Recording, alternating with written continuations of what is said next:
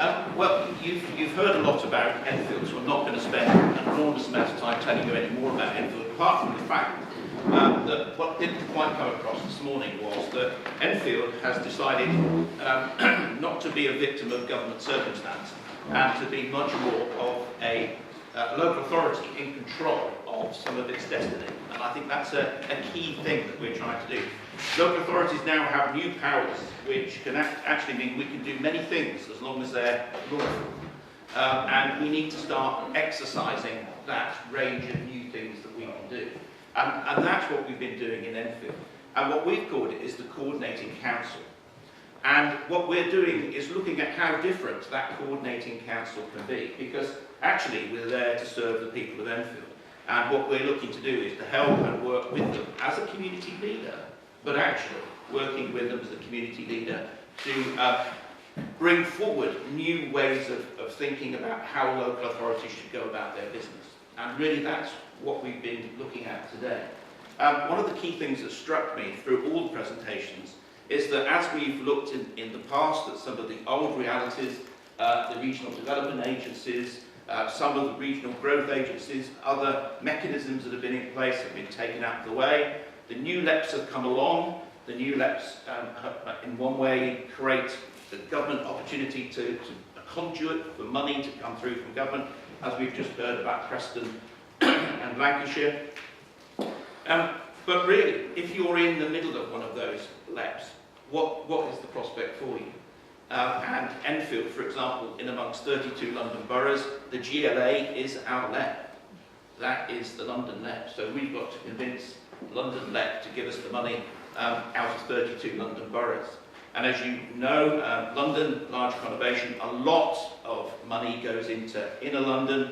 And if I was a political animal, which I'm not, I'm an officer, so I can't be, I would suggest that a lot more of it should come to the outer London boroughs, and Boris ought to really get on his bike and come out to outer London and have a look at some of those areas and really think about what he's going to do.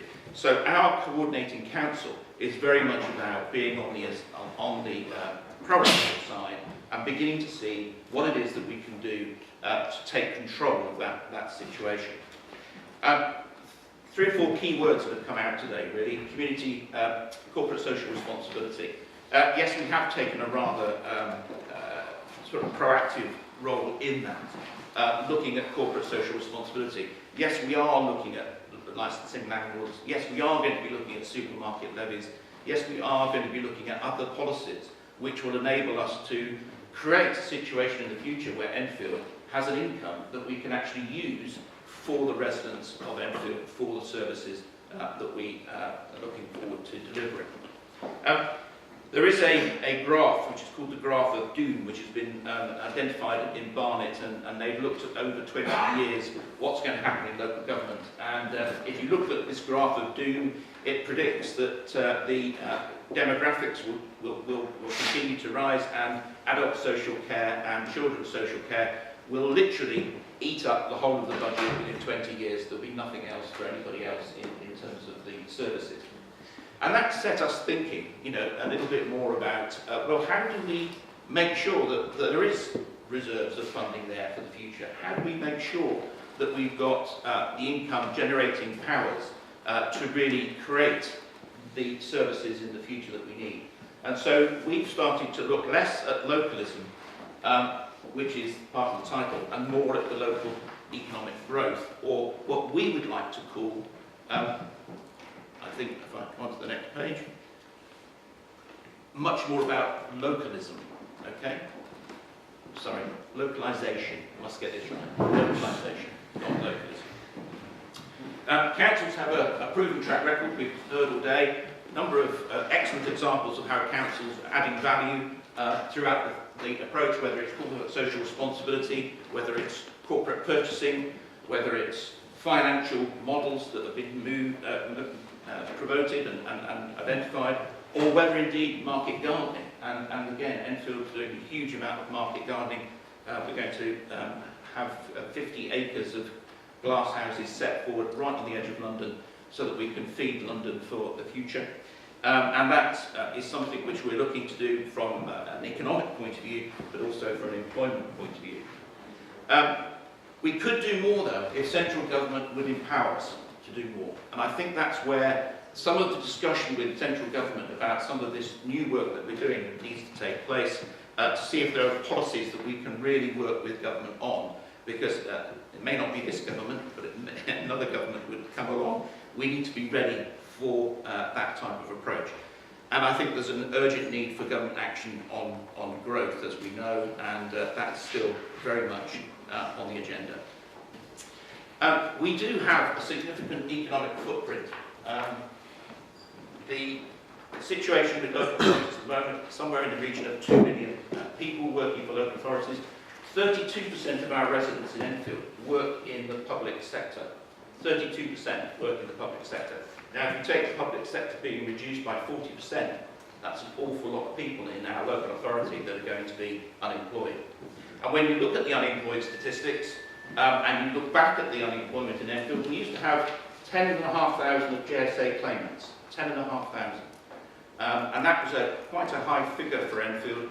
It's been 10,500 for years. And in fact, if you take all of the local authorities that had over 10,500 JSA claimants and mapped them across London, that's the exact trajectory of the riots that came out, that was 3 or 4 years ago. A real belt of social exclusion. And that's where we feel that we can't allow that to happen anymore. We've made this we've made this agreement with Job Centre Plus, and our figures are now coming down to just over 8,000 through a concerted effort of all of the partners, the work provider primes, although they're not doing a great deal, but some of our work in the community, getting people into work, has been really successful. Local authorities spend just over 107 billion pounds in revenue, 20.7 billion in capital, and 7 billion was spent on transport infrastructure. That's a huge business in this country, and yet it's fragmented across a variety of different ways of delivery, across the country, different ideas about who should do what and how it should be done. Really, we've got to think differently in local authorities. We've got to think more collectively in local authorities in order to manage the future. We were talking earlier on about what we might call the new normal, because the old normal is not going to be there anymore. I felt a bit sorry for the city bankers in the middle, just waiting for the normal to arrive again, because it ain't going to happen. They're going to have to change their view. So it's a significant footprint there that we actually need to think carefully about how we manage that. And councils own something like 1.7 million dwellings and spend 2.5 billion on improving them. And that's often through our own RSLs, but we're actually, with this new power that we've got, we're going to look at a JV to own 500 homes to actually help us with our temporary accommodation pressure, because that is key to actually making sure our communities are well served, looked after, and safe in where they are. We have at the moment an interesting statistic where we've got a temporary accommodation pressure of about £8 or £9 million emerging, because the tenants are being taken out of their properties by landlords who are saying, we don't think you're going to be able to pay that rent in the future, and therefore we're going to end your tenancy. And then the pressure for us is they turn up at the council offices looking for social housing. So we're going to purchase housing under a joint venture with an agency, social enterprise, I expect, in order to make sure that we have homes for people to live in. So we're going to start taking some of this approach and creating a new way of looking at it. The key role for council, really, what we're looking to do is promoting consumer and business confidence. Yes, we might be a little mean to some of the supermarkets and to some of the banks and the utilities. It's highly unlikely that they're going to get up and leave Enfield and wander off somewhere else, and for Enfield to become a desert of electricity and a desert of food. And they will still be there. But I think we do have to be careful that at the same time that we're challenging some of the key large corporates, that we're also supporting the private sector and showing that as an authority we're very much open for business and creating the agenda for business to flourish in Enfield as well. Looking to finance investing in infrastructure and housing, and we, as a local authority, we do have considerable borrowing powers. At the moment, borrowing is fairly cheap for local authorities. You can borrow millions of pounds at relatively low interest rates, and we should take advantage of that. If we're looking at social housing, we could use our pension funds, although people do tend to go weak at the knees when you mention the pension fund. And there is a lack of let's say, risk that might otherwise be taken in local authorities that people tend to think, that's a bit too much of a risk for me. And I think we've got to re-establish what risk means in local authorities. But I think we've got to certainly regulate growth and target economic development activity at supporting local companies to grow and create jobs. And we're looking at ways of doing that as well. But really, our regeneration is not just about the things that we think we can do. It is a key, going back to regeneration as it was always intended to be. The physical regeneration matched with the economic and social regeneration, which I think has got lost over the years. And we really need to get back to that social and economic regeneration being a catalyst for change in the community and promoting growth. I think we've heard about Preston and Lancashire and so on, but we can look at building funds around these city deals. We're unfortunate being in London that we can't quite get a city deal. We get a partial city deal if we're lucky. We're still talking about that at the moment. We could remove the borrowing cap that was placed on councils, and our borrowing could then be based on our ability to create the funds to pay in the future. The housing revenue account in particular is capped, which is for government to be able to claim that there isn't a debt mountain somewhere. I think we'll move on from that because that's been picked up before, and so is that. But this is what I wanted to get to, which is the localisation element. By nurturing locally owned businesses, we can use the local resources sustainably, employ local workers at decent wages, serve primarily local consumers. That's what we've been talking about today. It means becoming more self-sufficient, less dependent on the imports, control moves from the boardrooms of distinct corporations and back to the community where it belongs. And I think that's a key phrase. I can't remember where I got this from. It's not my phrase. It is a phrase which I've picked up. But it is, I think, it does capture a lot of what we've been talking about today and how we think the new normal might be created in the future. Some of the assumptions, the government talks a lot about localism, some of the assumptions that are shared by localism and localisation really is that local people should have more control over local services and decision making. Stronger local government and increased accountability is a good thing. We're all ready to be accountable for what we do. That's why we're in public service. And community ownership and the right to buy are important. People feel secure, and it is something which there is a traditional in this country. But this is where some of that departs from localism. Localisation is underpinned by an ethic of sustainability. The localism isn't. It's a construct, if you like. Localisation embodies the proximity principle, arguing that money flows from and to are important. And what can be produced locally should be consumed locally where possible.